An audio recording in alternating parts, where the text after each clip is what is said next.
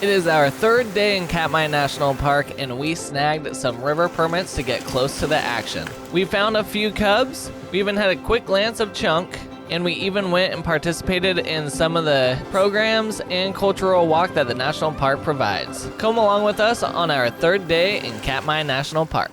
I woke up at 6:30 to go up to the falls, and then it just started dumping rain, so decided to stay in bed, get a little extra sleep, because the storm is supposed to start rolling out by mid-afternoon.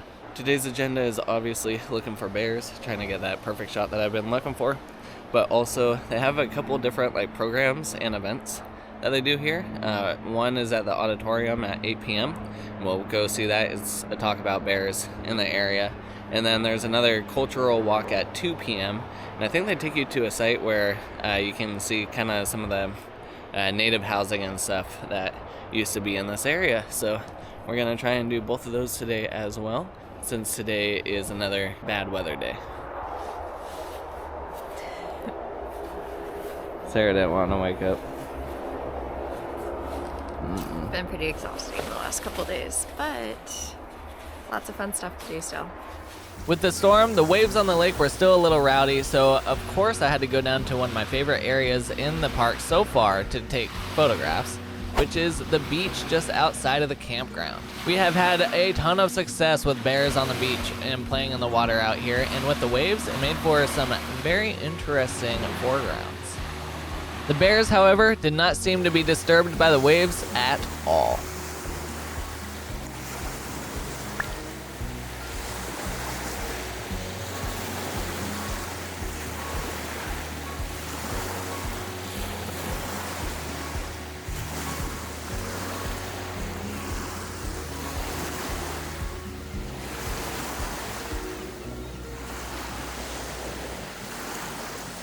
So one of my favorite spots so far to take photos of bears in Katmai National Park is right here on the beach. There's a lot less people, and you can kind of get the bears more alone and doing their thing without people disturbing them. I've got 4 in this shot here. This one's decently close, a little one. Another one is a little further back, and then 2 just ran way back there. 3 of them are a trio that have been hanging out for years and years, so it's pretty cool. But as they start getting closer, you have to manage your distance, maintaining that 50 yards. This one's getting a little closer. But for photography wise, I have my 300 millimeter on my Sony A1 II, and I have a 1.4x teleconverter on it. Down here, I could probably use a 2x teleconverter, and it would be a little bit better because I am a decent distance away from them. But this Sony A1 II will still allow me to crop in a decent ways, and the shots will still look amazing.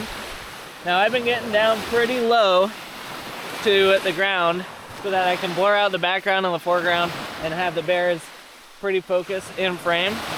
With how light this setup is, I haven't really needed to use my tripod.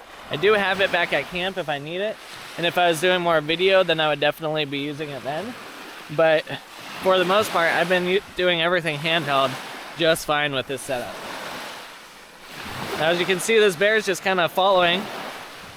It doesn't really care about us. It's just doing its thing. It's looking for food.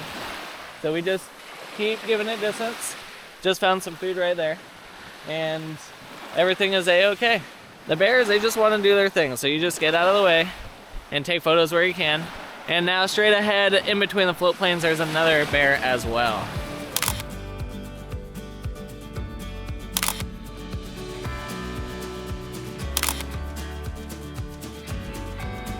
We saw a mama bear with cubs behind us, so we decided to enter back into the campground area to give her as much space and safety as possible. But it seemed like she didn't mind us being around because she brought the cubs right towards us to allow them to play in the trees directly in front of us.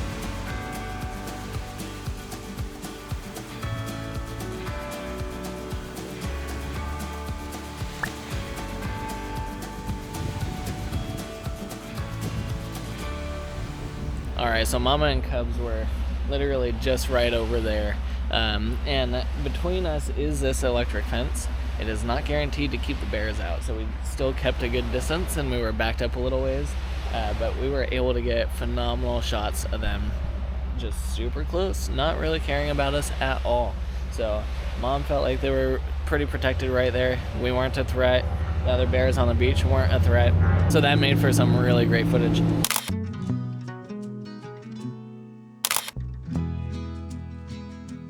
That right there is a tree from a couple nights ago that was getting ransacked by the 3 bears, and that one as well. So those were the reasons why we got stopped in our way back to the car, or to the tent.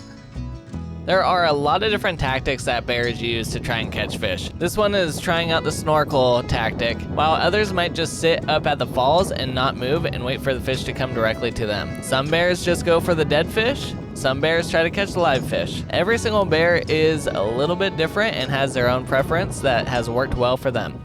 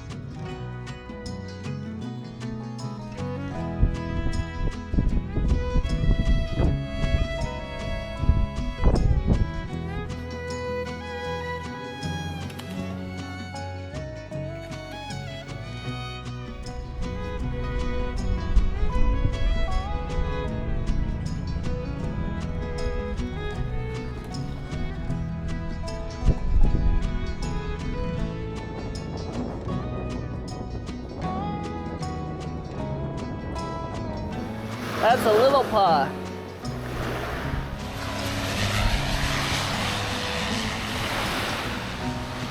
All these rocks on the beach are pumice, so they are extremely lightweight, and as you can see out on the waves, they're just floating there. At 2 p.m. every single day, there is a cultural walk over at the ranger station. So that is where we are headed to next. General history of Katmai, because It's like a toothpick. it's hard to do just culture and not talk Porcupine about quill. the broader history of Katmai. So So do they usually have a barb? they do. What I'm told is when they enter, it's kind of like a fish hook. And Oh. so, my name is Ranger Dave. I take you guys on a little cultural walk, and as I mentioned, it's hard for me to talk about just the culture of Katmai without talking about the broader history of this place, because it is also interwoven. That you can't talk about one thing without talking about the other. So watermelon berries. So that's our little plant lesson for the day. Watermelon berries are starting to pop out, and the bears like those. They'll take a break from those. Grab some fish. Grab some watermelon berries. Hey, I think. It's like Barbara with an extra.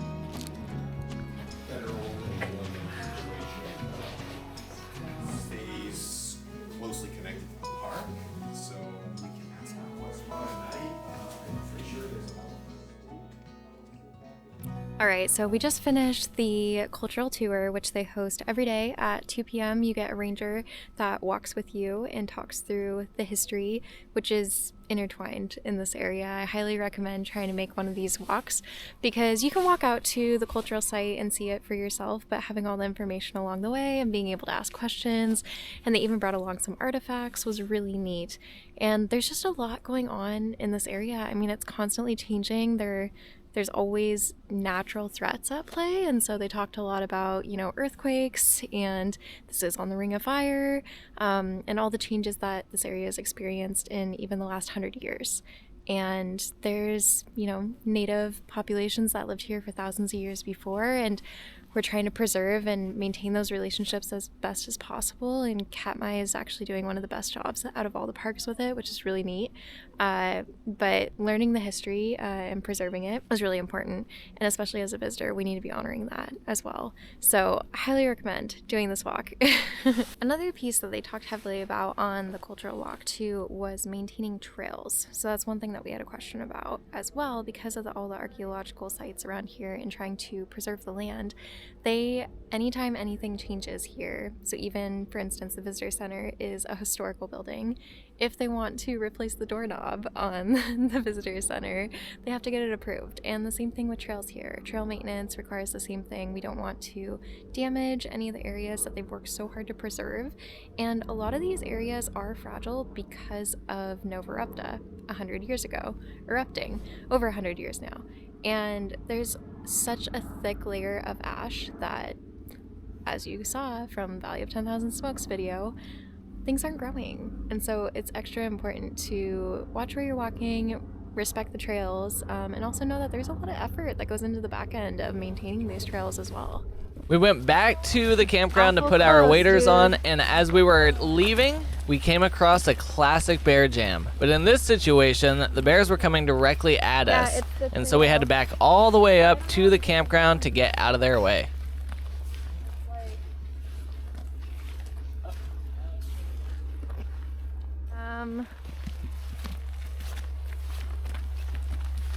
He's like, come on guys, follow me.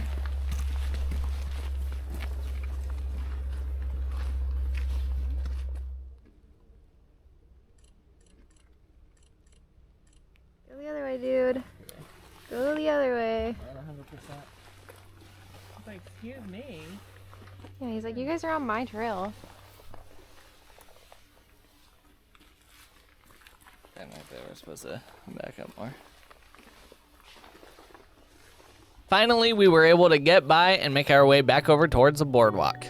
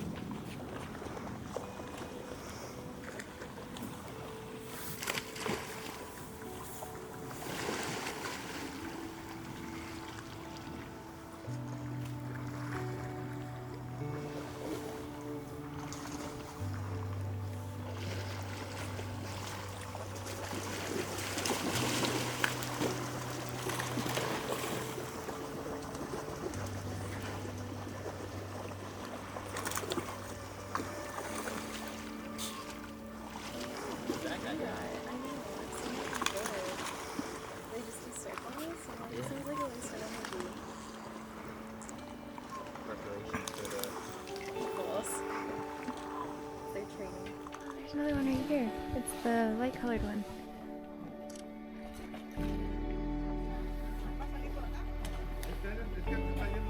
Yeah, I was like, this. You can actually see them fishing, which is kind of cool. It's like, dang it, they keep swimming away from me.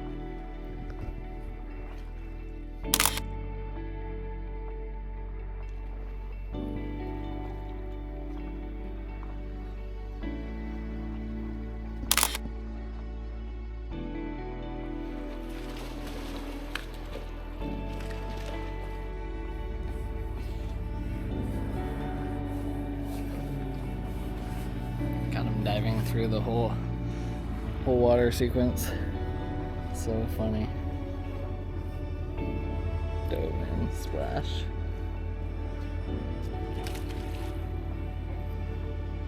Well, that's a way more interesting photo.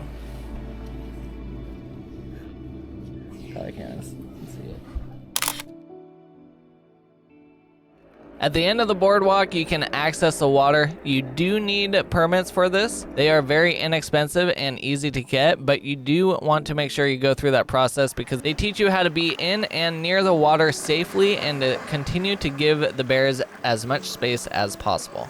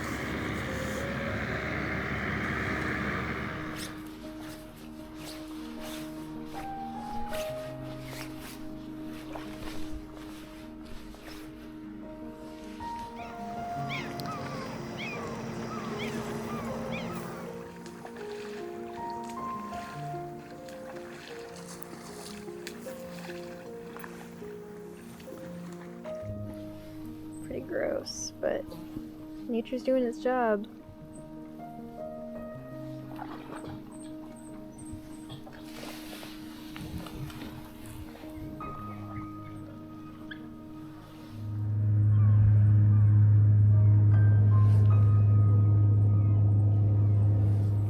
Why don't I use waders all the time for wildlife photography? Well, you have them now. I'm like, where else?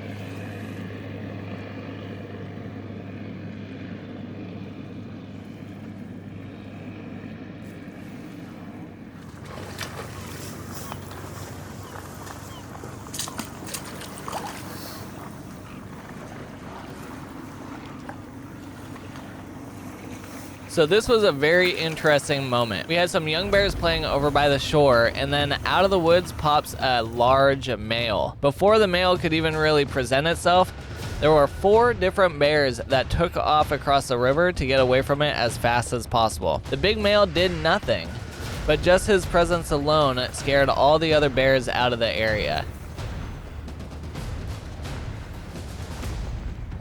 Gotta watch these 2 on the left.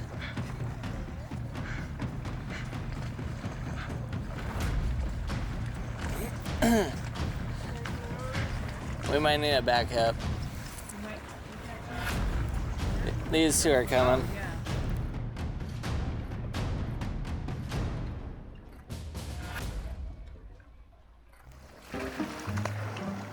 Once they all safely got across the river, then they started playing with each other once again.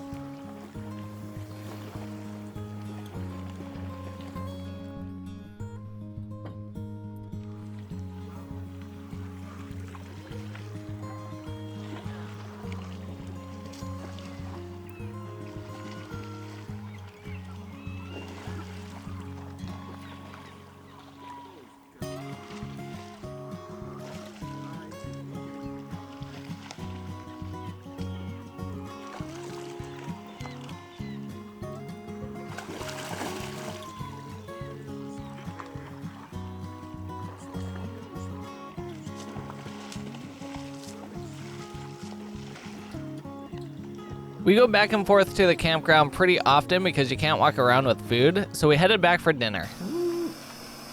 What's for dinner tonight, Sarah? Unstuffed bell pepper. This is one of my favorites. So they do have an auditorium here that they do programs a few times per week, and we're gonna go see one tonight all about bears.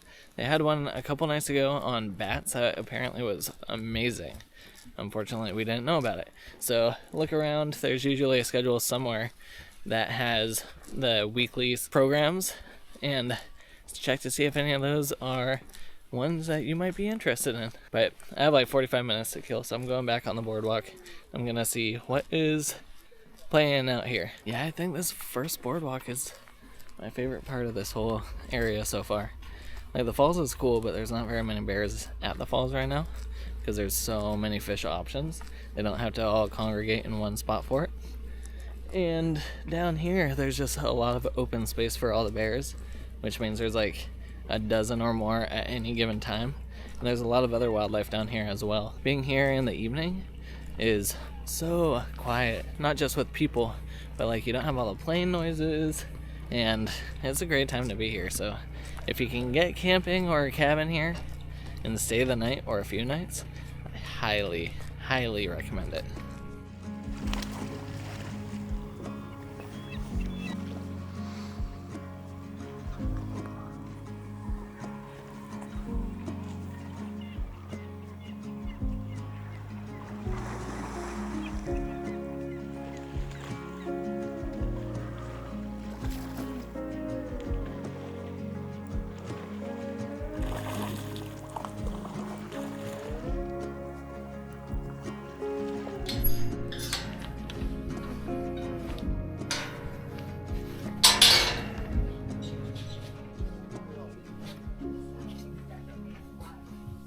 Everybody, thanks for coming out this evening for my evening program. My name is Ranger Kim. It is my great pleasure to welcome you to Katmai National Park and to our evening program. Salmon diets so they don't get quite as big.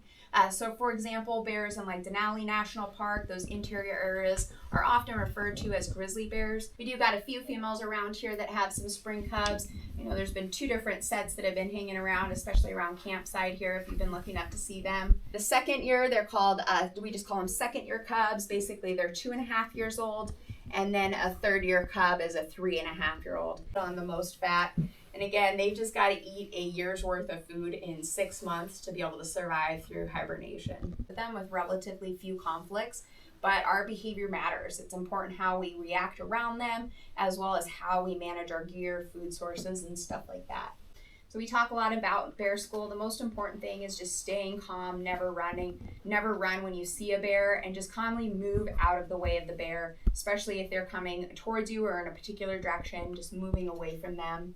All right, so we just came out of the evening program for tonight with a ranger that's been working with bears for over 18 years. So it was very fun to ask her lots of questions, but also learn more about this area. Katmai National Park is one of the densest populations of brown bears in the entire world.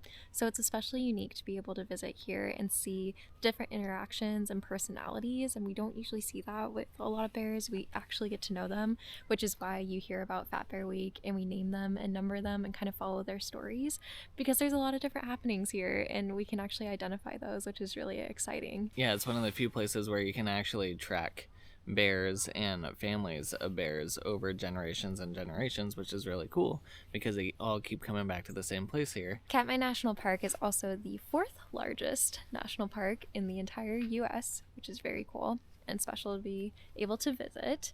Another fun fact about bears is they are only pregnant, I guess you could technically say, for 6 to 8 weeks, which is way smaller amount of time than I was thinking originally, and they really require that extra fat and body weight to have their cubs. So if they don't have enough, they could potentially only have 1 cub instead of like 3 to 4 cubs.